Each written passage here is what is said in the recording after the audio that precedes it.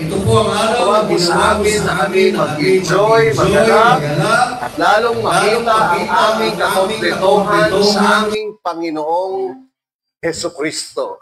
Lahat ng hindi kalooban ng Diyos sa lugar na ito, hindi namin pinahintulutan. Lahat ng sakit, lahat ng karamdaman, dinideklara namin, magaling na.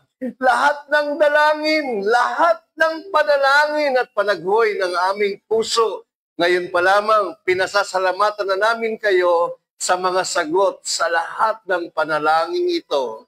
At sa umagang ito, we'll just enjoy the illumination, the revelation ng iyong mga salita para sa bawat pamilya sa Gospel of Christ Church. Maging sa mga nanonood ng live streaming na ito, dinideklara ko at pinuproklamo ko ang lahat ng pagpapala ng krus ng Kalbaryo sa kanila at sa bawat pamilya na nire-represent nila. Ito po ang aming dalangin sa pangalan ni Jesus. Amen and amen and amen. Praise the Lord. Yung mga Kristiyano ho ba, bakit yung maraming Kristiyano, naiisip nila na lagi silang oppressed, depressed, suppressed. Sabihin nyo, oppressed, depressed, suppressed. Yung mga Kristiyano ba ay naaalihan ng demonyo o napuposes ba ng demonyo? So yan po ang mga pag-aaralan natin. Ang isang Kristiyano hindi na po dapat maposes ng demonyo o maalihan ng demonyo sapagkat ang nakatira sa atin ay ang banal na Espiritu. Hindi nyo ba alam na ang katawan nyo ay templo ng banal na Espiritu? So itong katawan na to ay templo ng banal na Espiritu nung tayo'y sumampalataya sa ating Panginoong Hesukristo. Amen ba? Kaya lang dahil bakit pwedeng ma-oppress, pwedeng ma-depress, pwedeng ma-suppress ang mga believer ni Jesus? Bakit? Kasi kulang yung kaalaman nila patungkol sa tinapos ni Jesus.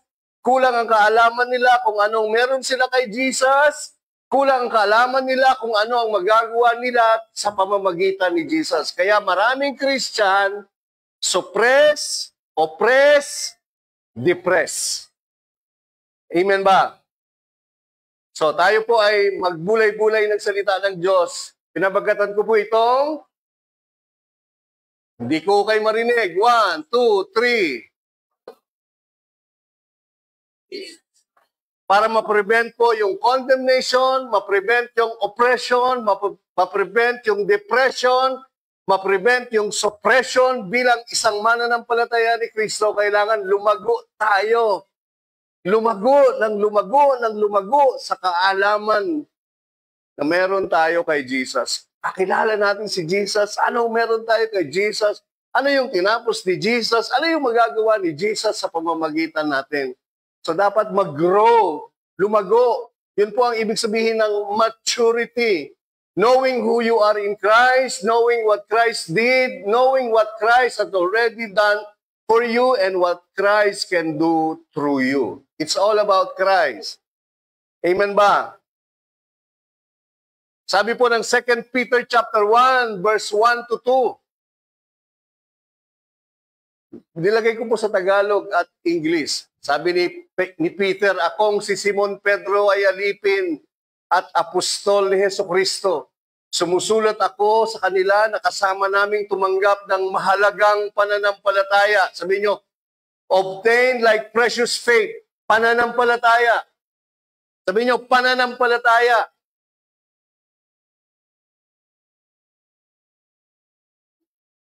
Katulad ng aming pananampalataya sa pamamagitan ng katwiran ng ating Diyos at tagapagligtas na si Hesukristo. Faith with us by the righteousness of our God and Savior, Jesus Christ. So yung pananampalataya po ay katwiran ng Diyos.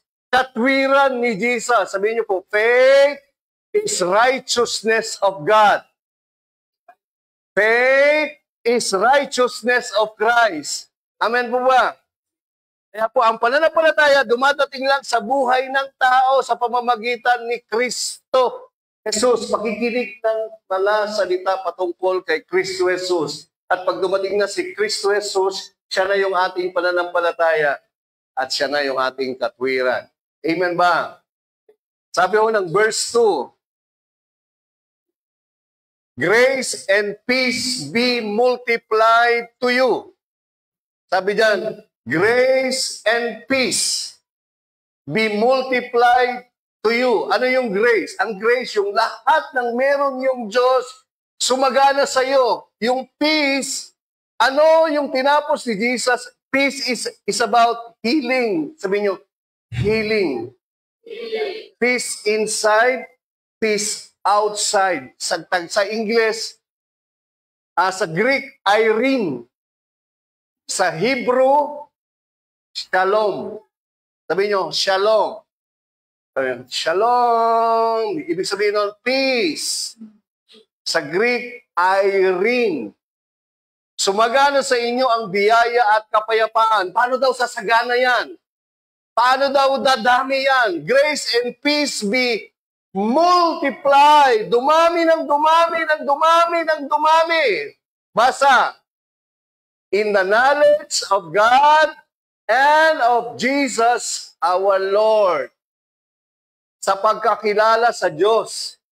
Kilala natin yung Diyos at kay Jesus na ating Panginoon. So tinignan ko po yung Greek ng knowledge.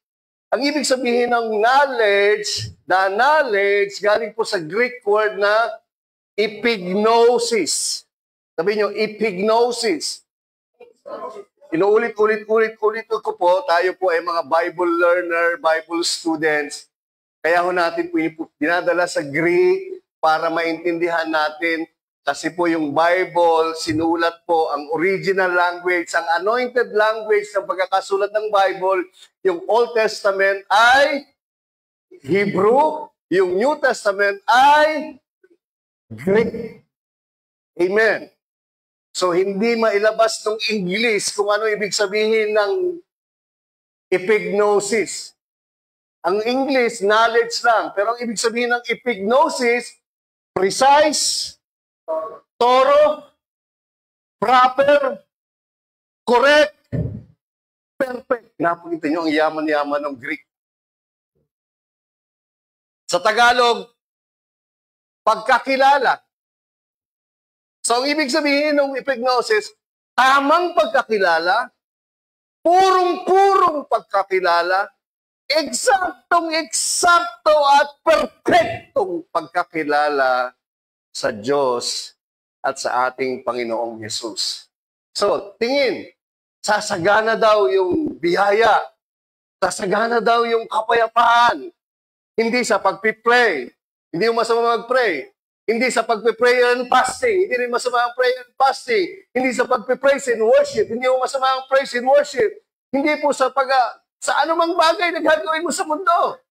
Hindi daw doon sasagana yung grace and peace. Sasagana daw yun kapag nakilala mo ng tama, puro, eksakto, perfecto si Kristo Jesus. Amen po ba? Hindi yung aakyat ka ng bundok, magmamamanata ka. Hindi yung ano man yung gagawin ng tao. Amen ba? Sabihin nyo, knowledge, kaalaman, pagkakilala, tamang pagkakilala, eksaktong pagkakilala, perfectong pagkakilala sa Diyos, which is Jesus our Lord. Yung N is Kai, which is Jesus our Lord. Amen ba? Kaya pag hindi mo kilala yung Diyos, ayan, papasok ko sa iyo, ma-oppress ka. Tingin po kayo, the moment you believe in Christ, you're saved forever. Ang problema, maraming Christian na o-oppress, na di-depress, na ko-condemn, na susuppress. Because you don't know who your God is and what God did to you and ano ang meron ka doon sa Diyos na yan. So you need to learn.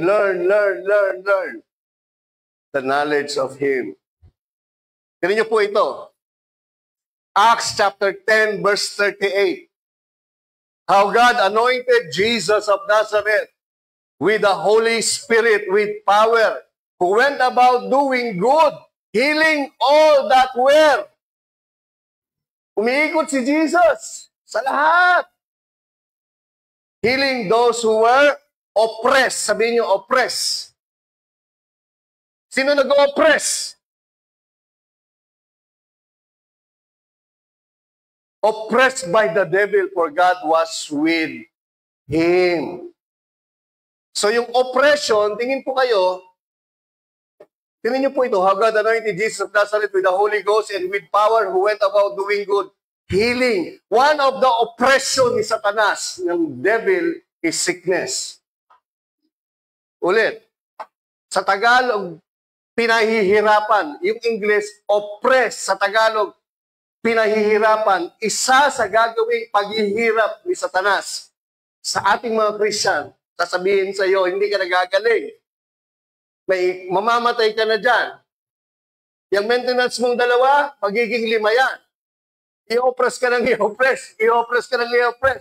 Pag yan, inalis mo, sigurado, aatakihin ka. You're being oppressed. Pinag-uumpog ka sa 2 bato. Oh, baka hindi nga po.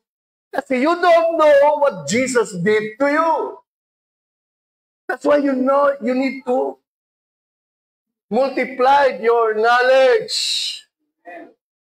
Yung kaalaman mo patungkol kay Jesus. Ano yung ginawa ni Jesus?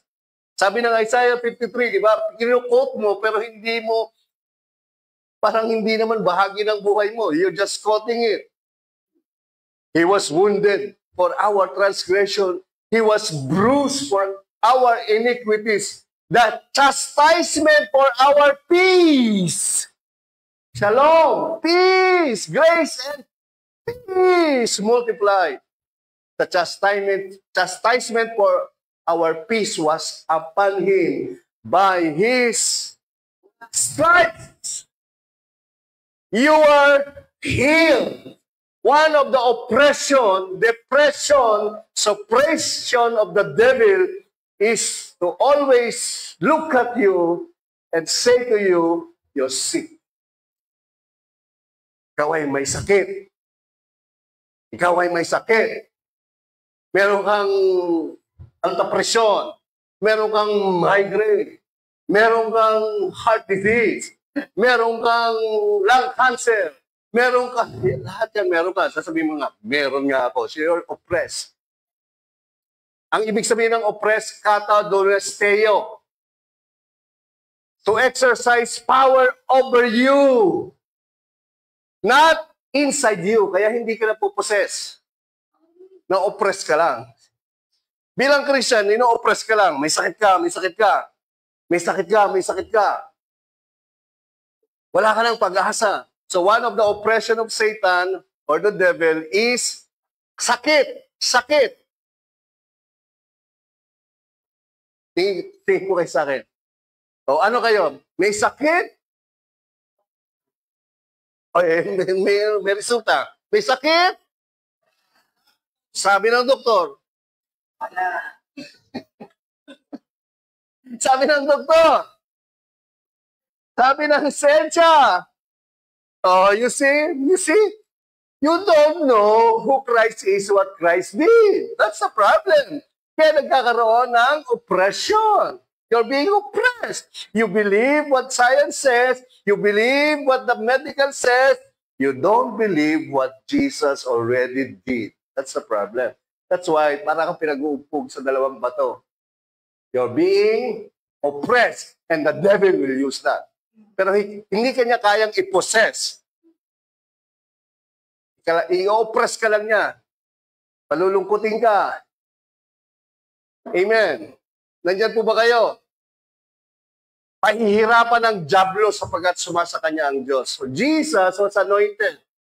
Amen. Jesus and you are intertwined. Hindi kayo pwedeng paghiwalay ni Jesus. If Jesus is anointed, you are already anointed by virtue of His resurrection. Dapat malaman mo yan. para hindi maghari yung sakit. Kaya pag tinanong ka, may sakit ka ba? Sabi ng doktor, may sakit ka. Sabi mo, thank you, Doc, but I know I have knowledge, grace, peace, healing, multiply. You want to multiply peace, shalom, healing, by the knowledge of the Lord Jesus Christ. Amen ba? Naintindihan niyo po ba? Amen. Alam niyo po, ang isa sa problema ng tao pag hindi mo kilala yung Diyos through Jesus Christ is death, burial, and resurrection. Ito po, tingnan niyo po. Sabi dito, at ayon sa pinagpasyahan nilang huwag magpakaalam sa Diyos nila, hinayaan sila ng Diyos na kaisipang taliwas upang gawin nila ang mga bagay na hindi karapat-dapat. Tingin, sa English, even as they did not like to retain God in their knowledge. Yung mga tao, tingnan nyo to ha, ganito po itsura ng mga taong hindi nire-retain, inaayawan yung knowledge ng Diyos. Ano po yung knowledge diyan? Epignosis. Ito daw yung mga tao na hindi correct, hindi precise, hindi thorough, hindi perfect. Ang pagkakaintindi nila, pagkakilala nila sa Diyos through Christ. Ang sabi diyan, God gave them over to a debased mind, to those things which are not fitting. So, ayaw mo sa Diyos, ayaw mo yung tamang pagkakilala sa Diyos. Si Jesus yung tamang pagkakilala sa Diyos. Si Jesus yung tamang pagliligtas ng Diyos. Si Jesus yung tamang katwiran ng Diyos. Si Jesus yung kapayapaan ng Diyos. Si Jesus yung biyaya ng Diyos. Pag hindi yun ang nakasiksik sa isip at puso mo, ito ang mangyayari sa'yo. Gusto nyo makita? Mahaba to ha? O, ito. Ito yung conclusion, ha? 28. Tandaan nyo yan, ha? 28. O, verse 19. Ito ay sapagkat ang maaari nilang malaman patungkol sa Diyos ay maliwanag na sa kanila dahil inihayag na ito ng Diyos sa kanila.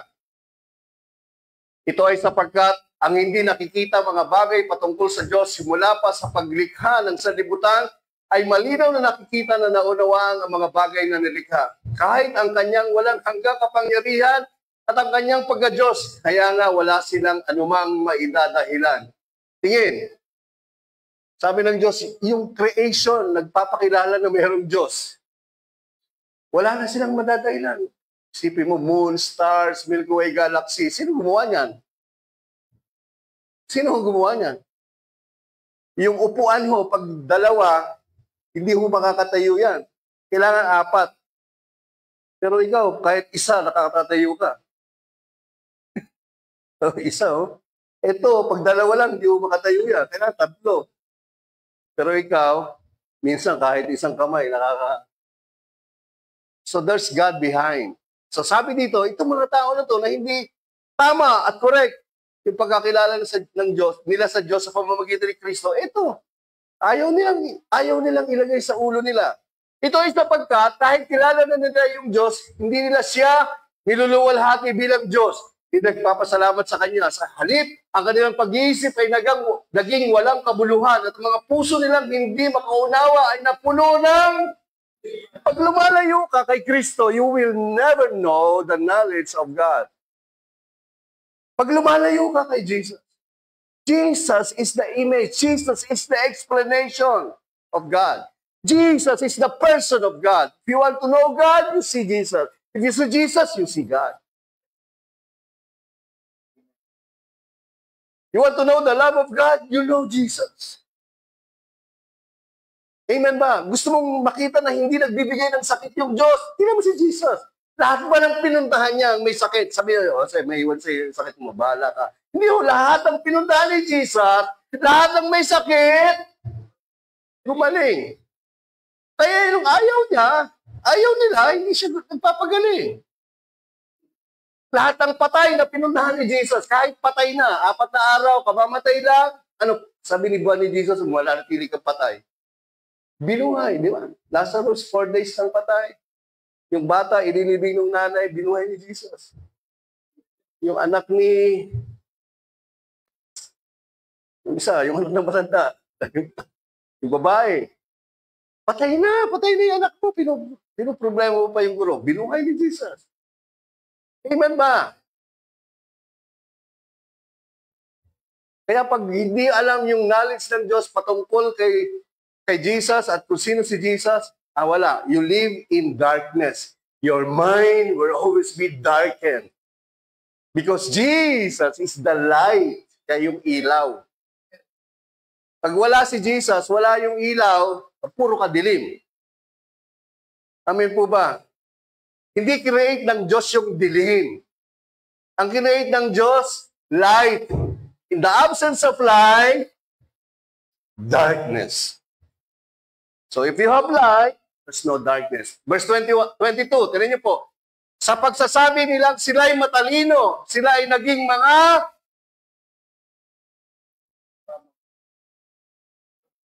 ang kaluwalhatian ng Diyos na walang kabulukan ay pinalitan nila ng tulad ng anyo ng taong may kabulukan. You see? Pag hindi mo alam yung knowledge ng Diyos, Christ, sasamba ka sa Diyos-Diyosan. Ano?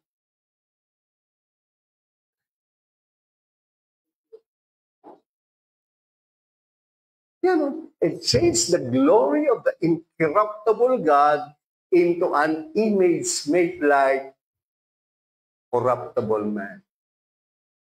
And birds, and four-footed animals, and creeping things. Yan ang gagawin nilang mga Diyos. Because you don't have the knowledge. Wala kang epignosis. Correct? Exact? Complete? Amen. Sa India, mayroong 3,500 na Diyos. Puro hayo. Elepante, baka. O, tingin. Verse 24. Kaya nga, hinayaan sila ng Diyos na gumawa ng maruruming mga bagay ayon sa pagnanasa ng kanilang mga puso. Ang idinulot nito ay ang paglalapastangan ng kanilang mga katawan sa isa't isa. Anong ginagawa nila? Pinalitan nila ang kasinungalingan, ang katotohanan ng Diyos. Ang nilikhang bagay ay sinamba nila. You see? Pag hindi mo alam yung Diyos, na ang Diyos ay in the revelation of Christ, the more you know Christ, the more you know about God. Pag hindi mo alam iyon, sasambahin mo yung mga bagay. Mga bato, mga rebulto, mga imahin. Akala mo, Diyos yun. Amen. Ang kanilikhang bagay ay sinamba nila at pinaglikuran kaysa sa lumikha na pinupuri magpakailanman siya nawa. Verse 26. Sa dahilang ito, hinayaan sila ng Diyos sa pagnanasang walang dangal sapagkat maging ang kababaihan nila ay nagbago ng likas nilang gamit patungo sa taliwas na kalikasan. You see, one of the effect of the absence of the true, perfect, correct knowledge of God through Jesus Christ, through the gospel, yung mga babae, hindi na magiging babae. Ano na sila? Lalaki. Yung mga lalaki, hindi na sila gusto nila babae. Yung babae, gusto ng lalaki. Yung lalaki, gusto lalaki. Ayan. Likewise, also the men, leaving the natural use of the woman, burned in their lust for one another, men with men, committing what is shameful, and receiving in themselves the penalty of their error, which was due. Verse 27. That's verse 28, yung binasa ko kanina. Naintindihan niyo po ba? LGQBT is not a problem. It's the problem of the knowledge of God through Christ and identity crisis. May identity crisis na because they don't know who they are in Christ. Naintindihan niyo po ba? So, importante, knowledge. Sabi nga ni Ernie Baron, namatay na, knowledge is power. Power. sa harapan ng Diyos na ating tagapagligtas. Ano daw yung good, acceptable sa mata ng Diyos, sa harapan ng Diyos? Ano daw yung katanggap-tanggap at mabuti? Verse 4.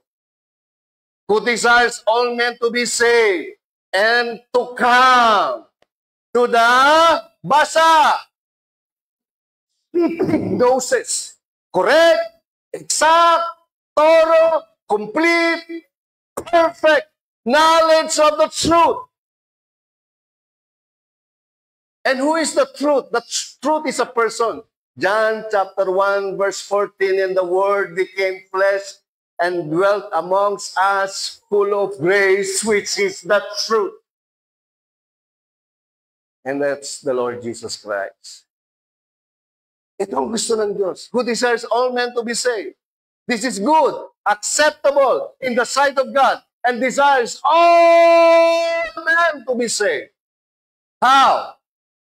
To come to the knowledge of the truth. And what is the truth? Makaalam. Knowledge is makaalam. Verse 5. This is the truth. There is one God, one mediator between God and men. The man, Jesus Christ. Verse 6. Who gave himself ransom for all to be testified in due time. Naintindihan niyo po ba? This is the knowledge of the truth. Akala nila yung knowledge is AI. Knowledge is be expert in this, in this, in this, in this. No. Knowledge in Bible language is correct, exact, complete, thorough, and perfect. Knowing God through Christ. The Savior. The man, the God who became man and died for all our sins. This is good and acceptable in the sight of God. Amen. Hallelujah. This is resurrection. He died and gave himself for us. Nandiyan po ba kayo? So never, never, never, never, never ma-oppress, ano tawag ko? Possess yung mga Christian. Kaya lang na-oppress. Ang isa sa oppression ay sickness. Second oppression ay condemnation. Sabihin nyo, condemnation. Yan ang oppression. Oppression, depression, suppression. Sick, sick, sick, sick. You're sick. Tapos you're sinner, you're lousy. Sasabihin lahat sa iyo negative. Tignan niyo po. God has delivered us from the power of darkness. Sabihin nyo, delivered. Past tense. Yung Diyos, niligtas na tayo, inalis na tayo, delivered. The moment you believe the gospel, you are already delivered. You will not be delivered. You will not be delivered, but you are already delivered. Alam niyo po, ibig sabihin nun? Tapos na. Ang gagawin mo lang, manampalataya, and then you're delivered. Amen. Pinatawad ka na, ligtas ka na. Kailangan mo lang maniwala sa gospel. He has delivered us from the power of darkness and conveyed us into the kingdom of the Son of His love. Siya ang nagligtas sa atin mula sa kapamahalaan ng kadiliman. So ligtas na tayo. At inilipat na tayo sa kaharian ng kanyang pinakamamahal na anak. Nandiyan po ba kayo? So ano ang number one na iniligtas tayo? Sabi ng verse 14, sa kanya ay meron tayong katubusan sa pamamagitan ng kanyang dugo. Basa, 1, 2, 3. The forgiveness of sins. This is the one na huwag niyong kakalimutan sa buhay niyo. Once you believe in Christ, all your sins,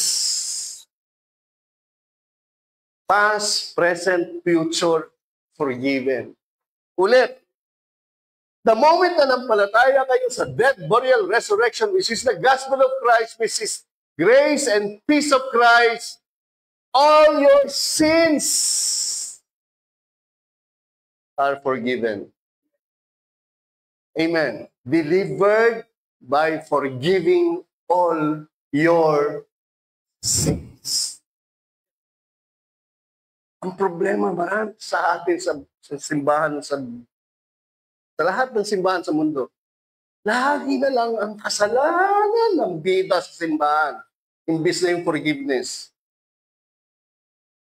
Kapatid, kaya hindi ka napapakinggan ng Diyos, at kaya hindi kumikilos ang Diyos sa'yo. Kaya ang kamay ng Diyos ay naiksi. They quoting Isaiah in the Old Testament, and as if God is saying it today. Kaya hindi ba kakilos ang Diyos, may clear kamay ng Diyos dahil sa iyong mga ikaw naman mag-iisip ka, nagbibilang ka tuloy kayo. Oo nga. Kasi yan ang problema ng maraming simbahan ngayon. Ang laging bida sa loob ng simbahan, kasalanan, kasalanan, kasalanan.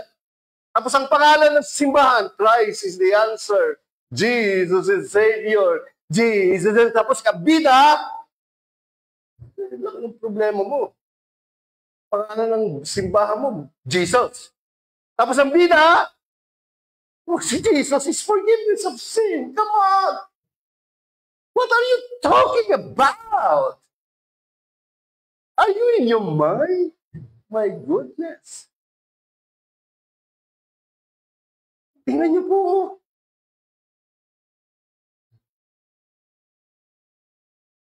Hindi niyo ba alam? Ito po, sasabihin ko sa inyo.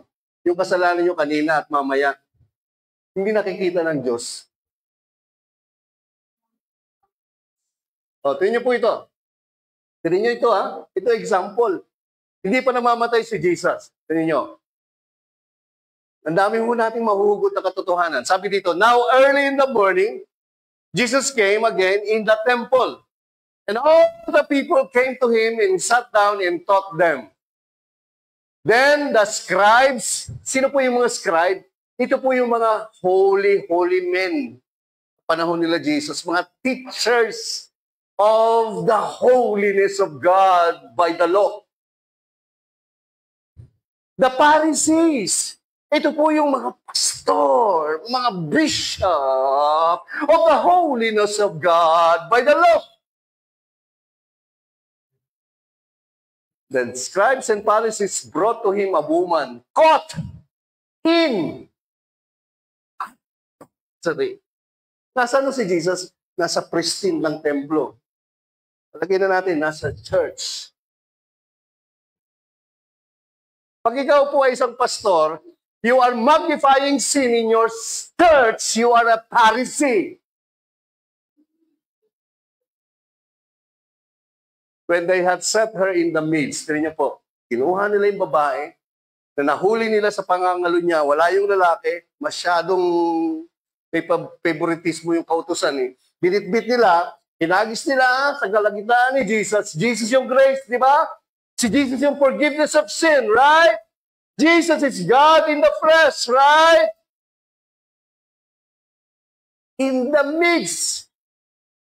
Pag yung simbahan natin, lagi na lang nasa kalagitnaan, sin, sin, sin, sin. Tapos Jesus ang title ng teaching mo, you are still under the law. Oh, they said to him, Teacher, Teacher, this woman was caught in adultery in the very act. Nahuli po namin itong babaeng ito. Nangangalon niya. Sa akto. Forgiveness of sin, what can you say? Is Jesus the forgiveness of sin? Grace, what can you say? Peace, what can you say? Lord God, what can you say? Oh, ano sabi ni Lord? Tandaan niyo po ito, ha? Abo may kinakalkal si si Mel sa bag niyang maraming pera. Tingnan niyo po ito, ha? Tingnan niyo itong word, ha? In the midst, ha? Verse 5. Now Moses, you see, in the law. Pag ikaw pastor, bishop, pare, ministro, ang bida sa loob ng preaching mo at simbahan mo ay kasalanan, you're under Moses' law. You're not under Jesus. Jesus ka. Tuwi na lang may preaching. Mga kapatid, alam niyo, napakalaking kasalanan ng simbahan ngayon ay prayerlessness. Kasalanan na naman. Joseph, hindi na naubos ang kasalanan na yan. Pero alam niyo po kapatid, ang pinakamalaking kasalanan ng mga tao ngayon sa simbahan, hindi po kayo nagbibigay. Ang daming kasalanan. My goodness. Hindi na nagsawa. Oh, look. Now Moses in the law commanded us that such should be stoned. But what do you say? This they said. You see, if you church, if you are under the law, you are stoning yourself. The pastor are stoning people. Subukan, batuhin kayo. Pag hindi kayo nagkabukol-bukol dyan, you're so depressed, you're so oppressed. O, tapos, if you're using the law, tinan niyo po, this they said, to test grace, to test the forgiveness of sin. Totoo ba pinatawad ka na? Totoo ba righteous ka? Totoo ba righteous ka? Ako, sasaluhin ko yun. Totoo ba righteous kayo? Bakit dumating kayo ulit? O, ibig ko sabihin, hindi ko kayo kinokondem. Kayo, righteous kayo, right? Naintindihan nyo? Ito po ang masakit. Sino po ang sinusubok nila? Hindi po ikaw. Si Jesus. Every time you're using the law for self-righteousness, every time you're using the law to condemn people, you're testing Jesus Christ. You're accusing Jesus Christ.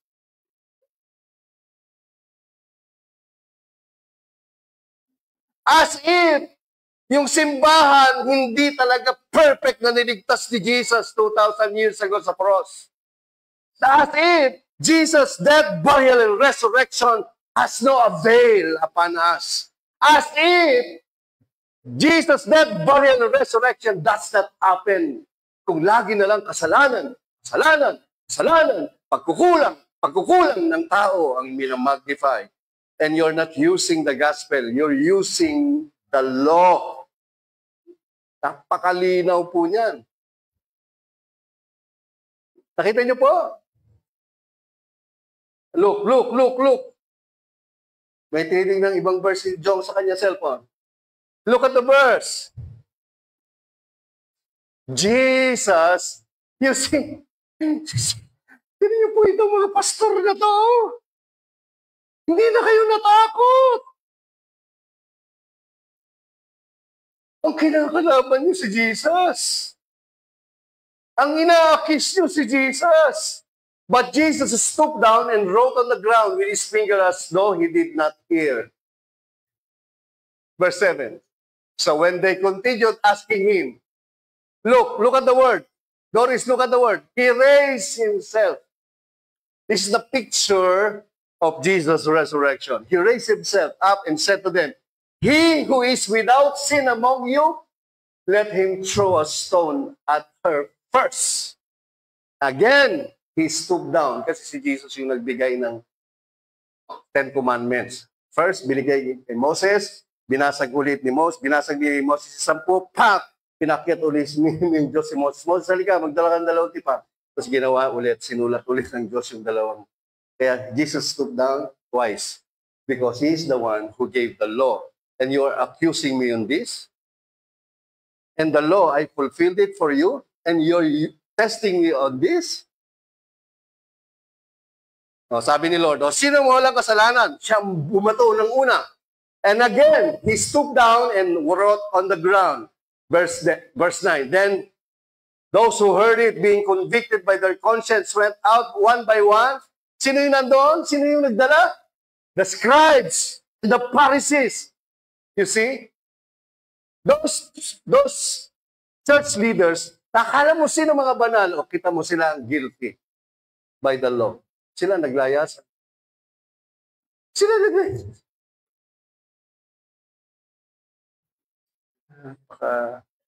Alam mo kung sino mga banal. Oh, beginning with the oldest, even to the last. O, sino lang ho naiwan? Wala na ha, yung mga Pharisees, yung mga pastor, mga betya, mga ministro, na mga magagaling, na ang bida sa kanilang sermon at preaching ay kasalanan, naglayasan na lahat. Sino lang ho naiwan na? Jesus was left alone and the woman standing in the midst. You see, ang typology po ng woman, dyan yung woman who was caught in adultery. The isang interpretation, the woman is the church. Simbahan, yung iglesia. Sipin niyo po, pag inalis mo na yung law at mga preacher of the law, mga bida ng law, may iwan na lang yung gospel, yung grace, at ikaw, at ako. So, dalawa na lang tayo. Tayo as a church, tingin. Tayo bilang isang simbahan, the woman in the midst.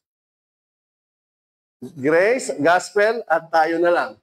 Doon, sa verse 2 hanggang verse 7, yung Pharisee, yung law, yung woman, yung Jesus, right? In the midst. Ngayon, wala na yung Pharisee, wala na yung scribes, wala na yung law. Wala na yung law of Moses, na naiwan na lang si Jesus at yung woman, o tayo.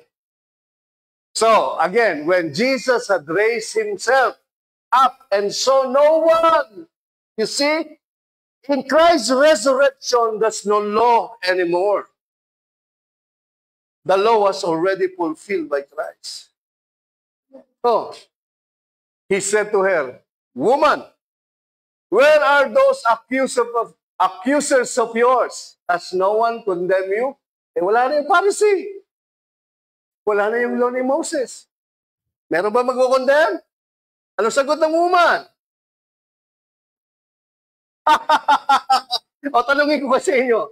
Wala na mga Pariseo sa simbahan ng Gospel of Christ Church. Wala na rin ang mga law ni Moses dahil pinulpil na ni Jesus. Sa simbahan na ito, ang natitira na lang si Jesus at tayong the woman. Anong sagot natin? Ano? May nakakondem ba sa inyo rito? Ano sagot? Ano sagot? No one, pastor, because you're not a Pharisee, pastor. You're not even a scribe. Naintindihan niyo? Sabi. And Jesus said to her, o tingin, ito yung church. Wala na yung Pharisee, wala na yung scribe, wala na yung law. Sabi ni Jesus, ako yung Diyos. Even in your sin, neither do I condemn you. Go and sin no more. What is sin no more there according to context? Do not live under the law. Do not base your life under the teaching of the Pharisee and the Sadducee and the scribes.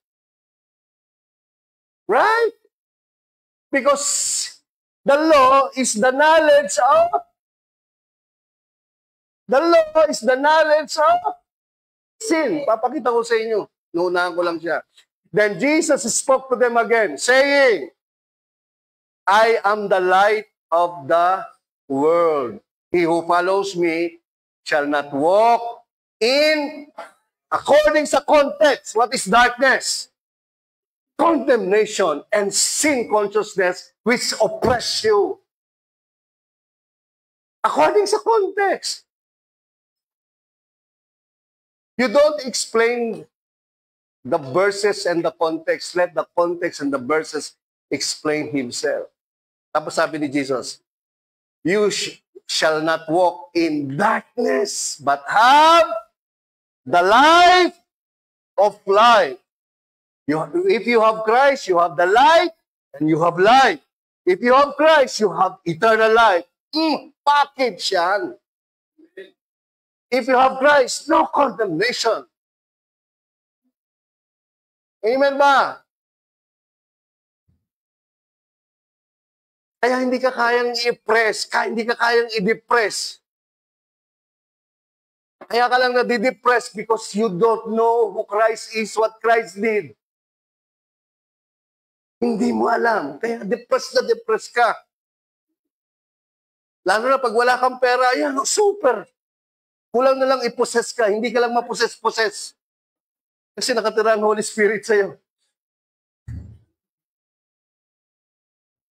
Yung problema ng mga Pilipino, ng mga Krisyano, pinakamalaking pera. Depressed na depressed, walang pera. Naintindihan niyo ba? Now, look at this. Romans 8, 1-4. Look at this. Ulit. One of the oppression of the devil is sickness. Depression, suppression is sickness. Second is condemnation. 1 and 2, condemnation. Yung babae, di ba? Kinundem. Kulang na lang, patayin nila gusto na nilang batuhin eh. So, sa loob ng simbahan, gusto mo mamatay kayo lahat spiritually? At ma-oppress kayo, ma-depress kayo? Kahit hindi kayo namamatay physically, pero dahan-dahan. Kaya pag nagkita-kita kayo, yung mga kaibigan nyo dati, pagtinginan kayo, sila mo ka. Kasi oppress sila. Huwag kayong magmalaki, oppress talaga sila. Pag nagsama kayo, dati nyo mga kasama, magsama kayo. Hindi ako magsalita. Di ba? Look at this. After the cross. Noon, before the cross, nandun pa si Jesus, ganun na yung preaching niya. Ngayon, after the cross. Basa, kayong may kulay ha. 1, 2, 3. So, ulit. So, ulit. So, there! Bakit nauuna kayo? Hindi pa nga tapos eh. Ulit! Gusto ko makamano ito, maintindihan niyo mabuti. So, there! For those who belong,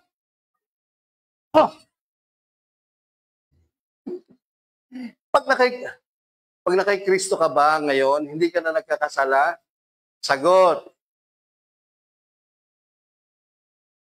May condemnation ba? Sinabi ba dyan, magkasala ka, magkasala? Hindi.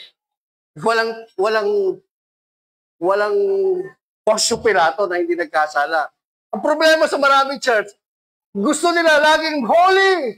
Holy! Pati yung pastor na hindi holy. Parehong condemn eh. Ang problema natin, kayo ay makasalanan. Kulang kayo sa panalangin. Kulang kayo sa pag-ayuno. Pati yung pastor. Kaya puro condemn, puro panunumbat. Tapos, kung magturo yung pastor, parang siya yung walang kasalanan. Yaks! Alam niyo po, ang pinakamalaking kasalanan? Self-righteousness. Kasi ang righteousness natin, si Jesus lang. Now there is no condemnation for those who belong to Christ. Even if you commit mistake, there's no. And because you belong to Him, the power of the life-giving Spirit. Sabihin nyo, life-giving Spirit. Ang ibig sabihin ng life-giving Spirit, the Holy Spirit, which is Christ in you, the hope of glory. Right? Si Jesus na nasa inyo, yung buhay ang buhay na nagbibigay ng Espiritu, the life-giving Spirit, has freed you from the power of sin that leads to death. Naintindihan niyo po? So, una, wala ng condemnation at kayo ay pinalaya na sa kapangyarihan ng kasalanan na magbibigay sa inyo ng sakit o kamatayan. Naintindihan nyo? Kaya na-oppress, nadidepress, and one of the oppression ng demonyo, sakit, dahil sa condemnation. Wala ka ng pag-asa. May sakit ka na. Hintay mo, may sakit ka. Ngayon, may sakit ka sa ganito, may sakit ka uli sa ganito. May sakit ka. Tapos mamatay ka, 4 yung sakit mo, namatay ka lang sa sinat. Sa sinat. Anong tawag doon? Hindi, may word doon eh. Hindi, komplikasyon. May word. Yung ano ka lang, nilagnat ka lang. Sama-sama na ng sakit. Tingnan niyo to, Verse 3. Verse 3, bilisan ko. So, ito po yung nagdadala ng condemnation. Ano nagdadala ng condemnation at power of sin that leads to death? This is the one. The law. The law of Moses was unable to save us because of the weakness of our sinful nature. So God did what the law could not do. He sent His own Son in a body like bodies we sinners have. And in that body, God declared an end to sin's control over us by giving His Son as a sacrifice for our sins. Wala nang control. Hindi ka na kayang kontrolin. Hindi ka na kayang i-condemn. Hindi ka na kayang i-oppress. Hindi ka na kayang i-depress ni Satanas. Because the only power of Satan is good power, is the law. Para i-condemn ka, dikdikin ka ng dikdikin. Wala ka na. Wala ka ng pag-asa. So, i-oppress ka. Pasimba-simba ka pa. Ilang araw, ilang linggo kang absent. Di-oppress ka.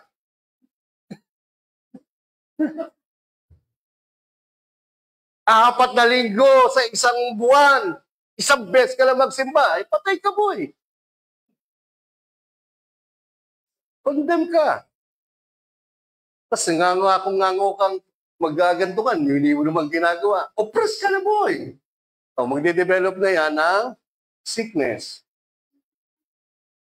Kasi tinanggap mo. Hindi. I am forgiven. I am righteous. I am holy. Because that's why knowledge is important. Amen ba? He did this so that the just requirements of the law would be fully satisfied for us who no longer follow our sinful nature, but instead follow the Spirit, which is the gospel. The gospel is the Spirit of Christ. You obey, you follow the gospel, you follow grace, you follow the birth, burial, and resurrection of Christ. You follow, you obey, you believe the finished work, which is the message of the Holy Spirit. And all the requirements of the law, si Lord ang gumawa. Lahat ng requirements, si Jesus yung gumawa. Lahat ng curse at parusa ng law, si Jesus ang kumuha. That's why you're not under the law, because Christ did all the requirements of the law and the punishment of the law. That's why in Christ, even if you sin under the law, you are not condemned. And you cannot be sick. You cannot be oppressed. Amen. My goodness. Tignan niyo po, ito, sabi ni Paul, brethren, mga kapatid, kinusulatan niya yung mga Christian sa Rome. Mga kapatid, ang mabuting kaluguran ng aking puso at dalangin sa Diyos para sa Israel ay maligtas sila. Si Paul, prayer niya sa mga Israelita, maligtas sila. Kayo din, di ba, prayer niyo sa mga mahal niyo sa buhay, maligtas sila. Di ba? Lahat, mga kaibigan natin, gusto natin, maligtas sila. Kaya sa anniversary, pag-pray nyo na mula ngayon, tapos anniversary, dalhin nyo sila. Tignan nyo po, that they may be saved. Verse 2, for I bear them witness that they have a zeal for God, but not according to knowledge. Again, gusto ko maligtas sila. Maligtas lahat sila. Pinatotohanan ko na sila ay may kasigasigan sa Diyos. Ngunit ang kasigasigan nila ay hindi ayon sa lubos. Epignosis, precise, thorough, correct, proper, perfect knowledge of God. Yung mga mahal natin sa buhay, di ba? Religyoso naman sila, masigasig. Talaga naman, pag sumamba sila at mga panata nila, talaga naman marugdog, dugo-dugo na nga ito. Hirap na nga. Wala akong masama doon, kaya lang, katulad yan, no?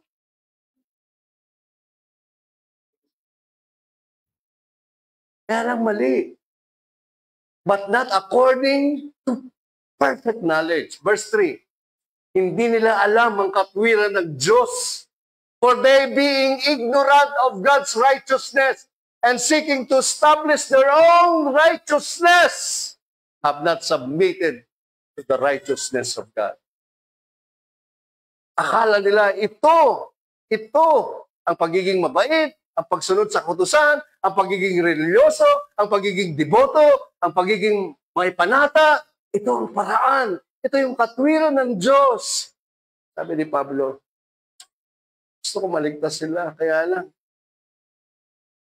hindi sila ayon sa knowledge ng Diyos. Hindi sila nagpapasakop sa katwiran ng Diyos. Verse 4, basa. Tingin, for righteousness for everyone who believes. Patingin, si Kristo ang katapusan ng mga panata. Si Kristo ang katapusan ng pagsamba sa mga Diyos-Diyosan.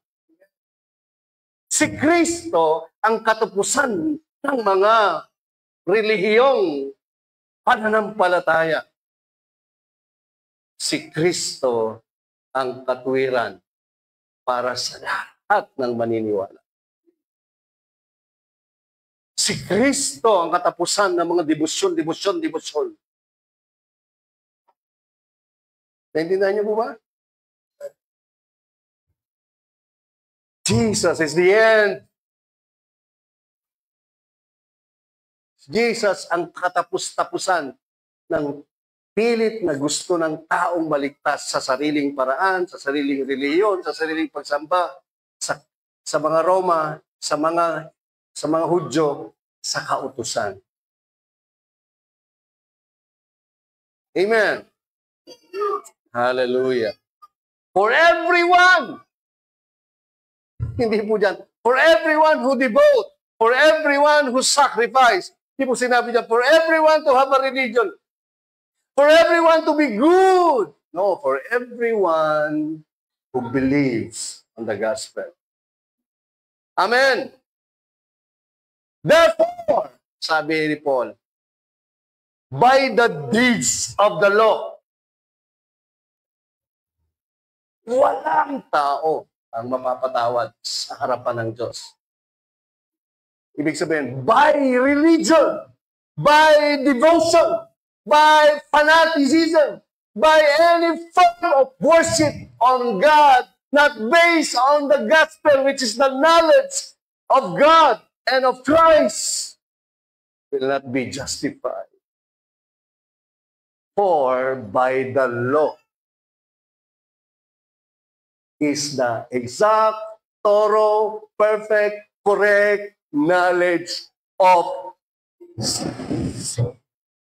ay, paano ka maliligtas?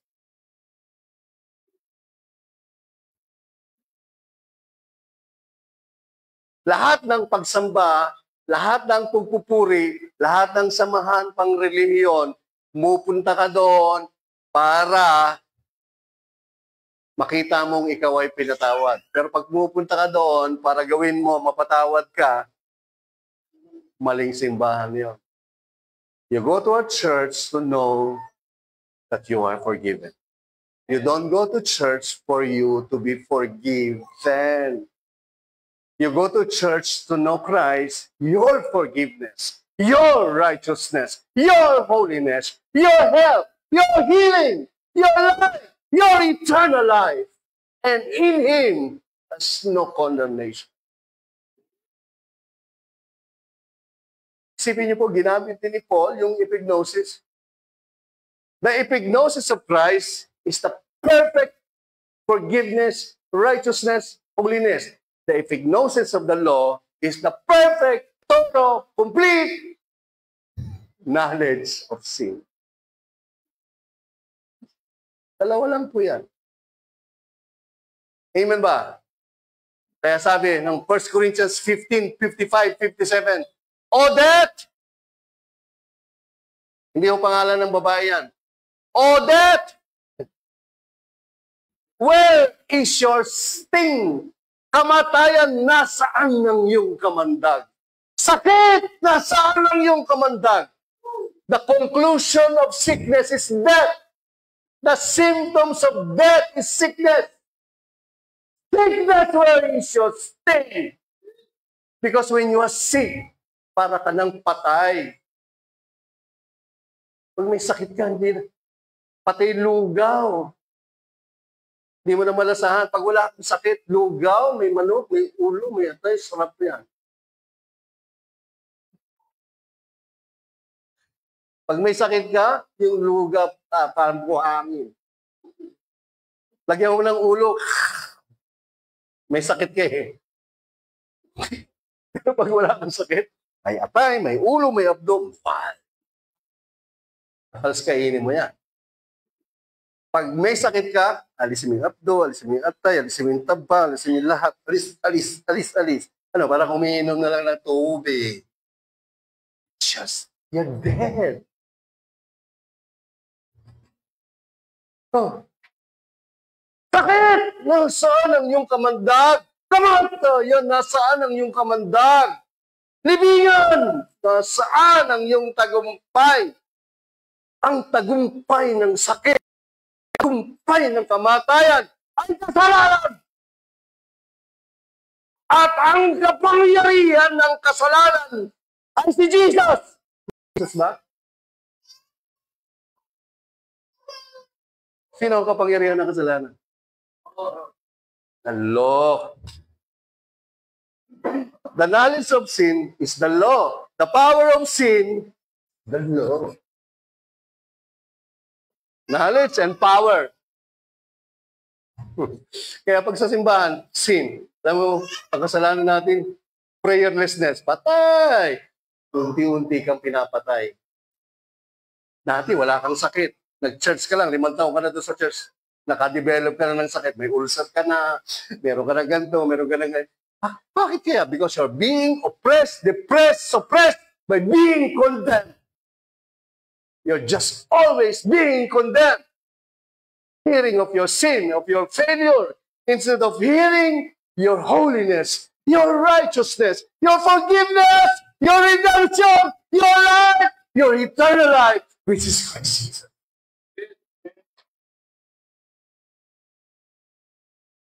Amen. Tapos sabi ni Paul, but thanks be to God who give us victory, healing, our peace, our grace, through our Lord Jesus Christ, who died and rose again from the dead. Amen. Kaya pag naglakad ka, after 5 years, magkikita kayo uli. Yung isang mo, wala na, hindi na makalakad.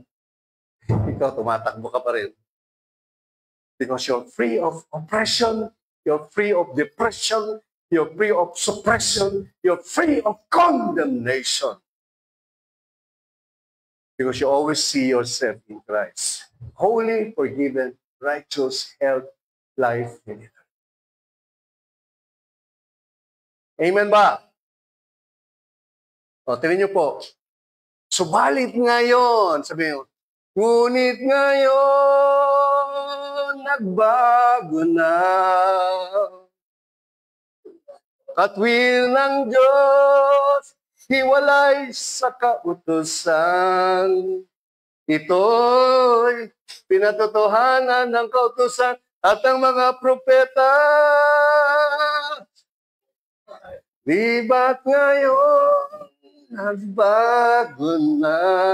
Apart from the law, the righteousness of God, apart from the law. Ulit. Bakit? Kapatid, dapat yan ang ginagawa mo. Kapatid, dapat. That's the law. That's the law. Kasalanan natin prayerlessness. Kaya dapat, pray. Pag nag-pray ka, righteous ka. Even if you don't pray, but you believe in Christ, you're still righteous forever. Come on. Puro scam. Amen. Verse 22. Tingnan niyo po ito. Ang katwirang ito ng Diyos ay sa pamamagitan ng pananampalataya kay Jesucristo. Ito ay para sa lahat at sa Kanya, kanilang lahat na sumasampalataya dahil walang pagkakaiba.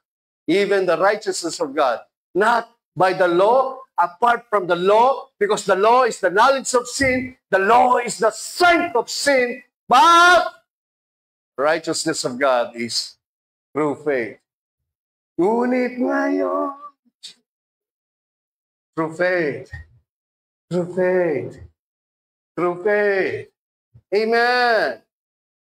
In Jesus Christ. This faith is in Jesus Christ. Not in you, not from you, but in Jesus Christ.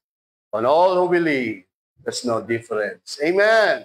For all have sinned and fall short of the glory of God under the law. Verse 24, being justified.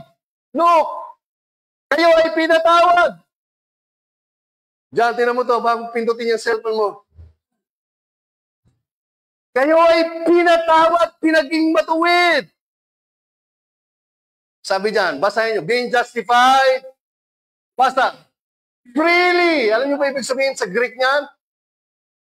Galing po sa word na Dorian. Dorian. You know what's Dorian? It's mabaho when you carry it in the airplane. No, it's not durian fruit. A gift. Your justification is a gift.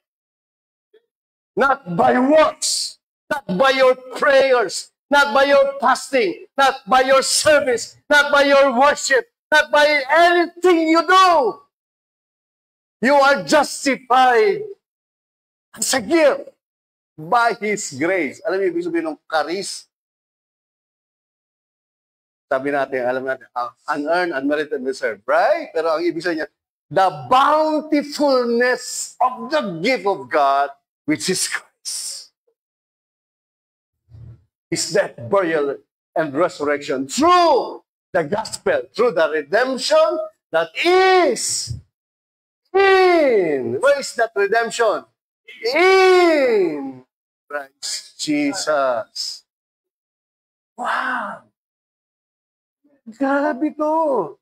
Itong mga katotohanan na ito, hindi naririnig sa loob ng simbahan. Kasi gusto ng tao, yung may tao, pastor na pag nag-preach, puro Jesus. Ayun ba yan? Gusto niya yung nasasaktan. Nasasakay kayo. Ikaw, condemnation. After 5 years, patay na si ganito, patay na si ganyan. May sakit na si ganito, terminal na si ganito. Gusto niyo yun? Wow! In is, basa-basa, yung kulay dilaw. Being justified freely by His grace through the redemption that is in Christ Jesus. Hindi po ikaw ang nag-maintain ng kaligtasan mo. Hindi po ikaw, pastor. Dahil sa cooperation mo sa Diyos. Tapos lagi na lang, pera, mga kapatid! Ah, puro pera, puro pera.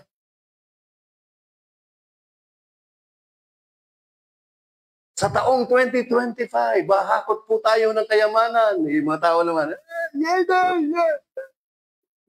ang pera. Sa 2025, lahat nang nawalang kayamanan, ibabalik ng Diyos. Ikaw naman, kayamanan yung pera. Ay na! Labas dila, labas litid. Dadaan na 5 taon. Puro scam ang inabot. Ewan ko. Hindi magising-gising sa katotohanan. Tulog pa rin. Pasa pa rin. Yaman tayo, yaman tayo. 10 years na nakakalipas. Yaman tayo, yaman. Naku. Hindi ko maintindihan. Pero yung 10 years na nakalipas, puro scam, panloloko, niloko to, niloko ko siya, niloko niya ikaw, niloko ka. Tapos after niya sabihin, pagyayamanin tayo, yung pa rin. Sabi ko, mga taon to.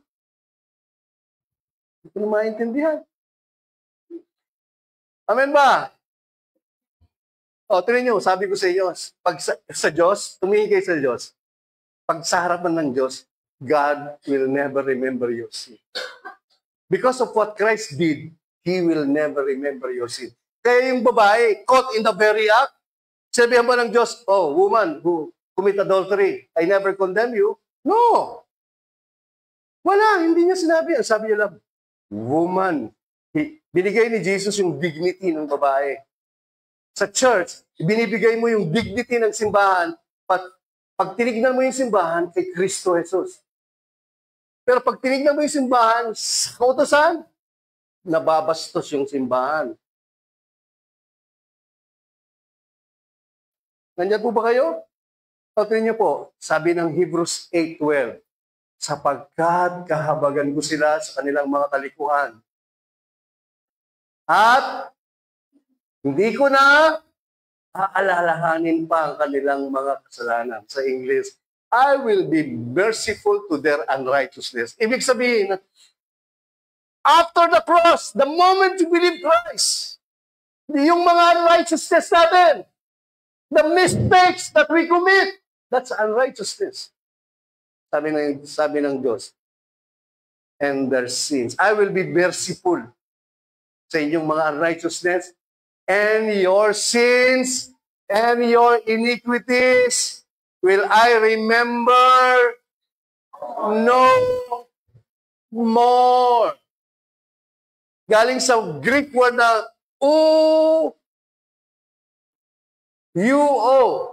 not no. Uo, not no. More, et. Anymore, any further, any longer, whatsoever, any time, what time, now in eternity, no more. Because one time, ni-remember ng Diyos ang lahat ng ating kasalanan through the bloody body of Christ on the cross and to His death when He rose from the dead. All our sins cannot be remembered by God. All. So the moment you remember the sin of people, you're not under the gospel, you're under the grace, you're under the law.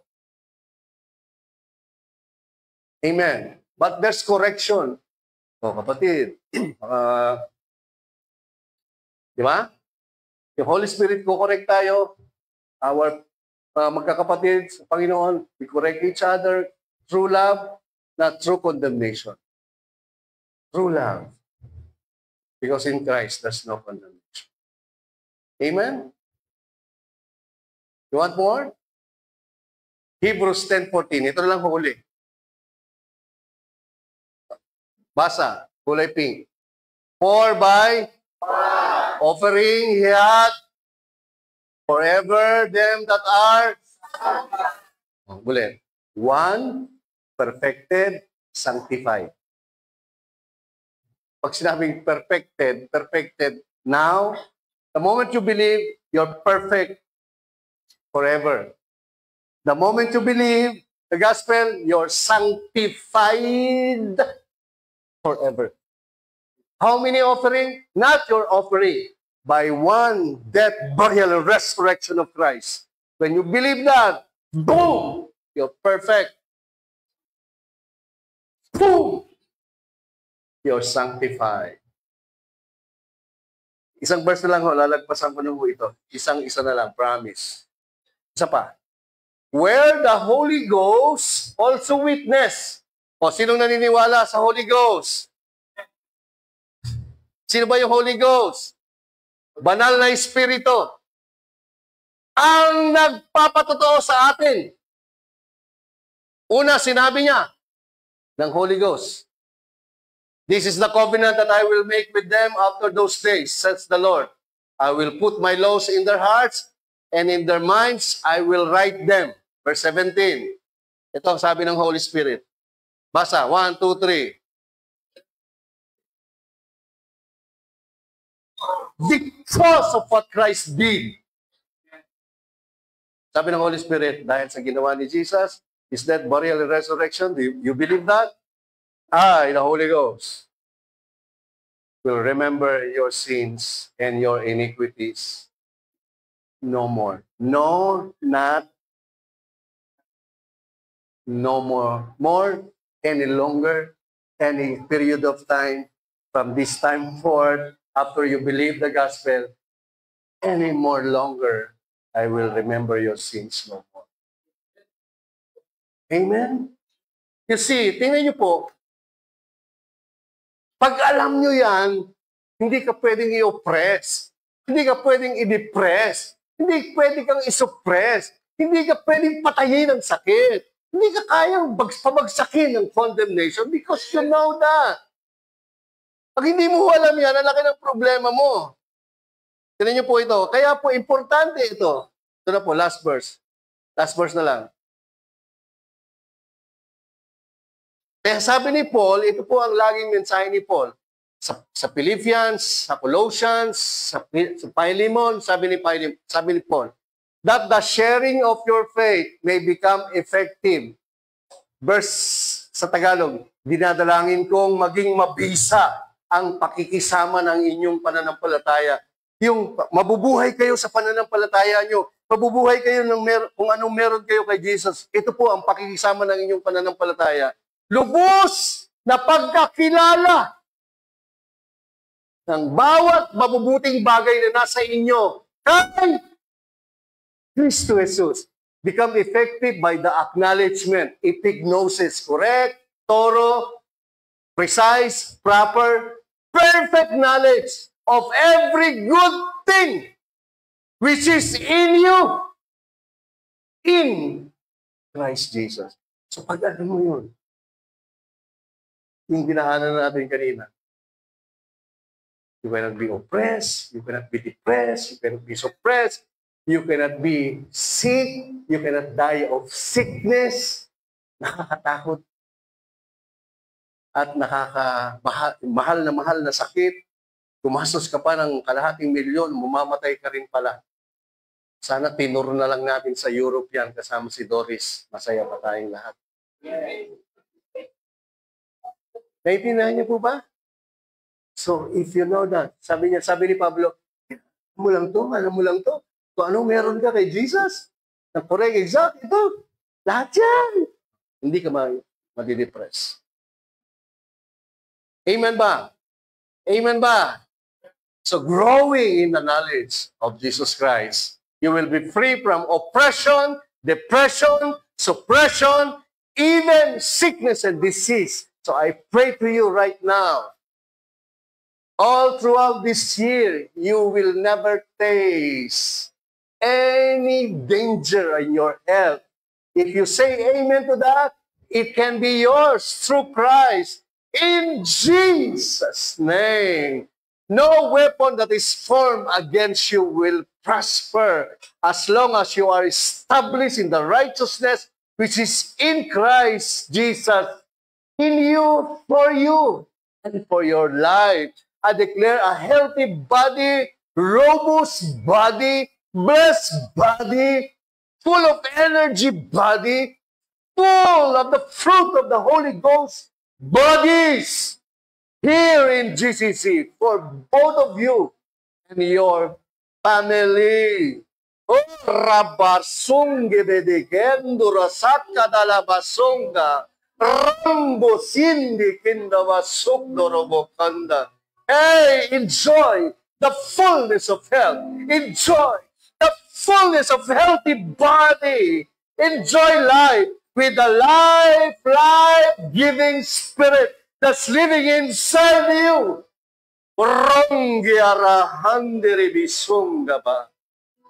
Hallelujah. Lord, maraming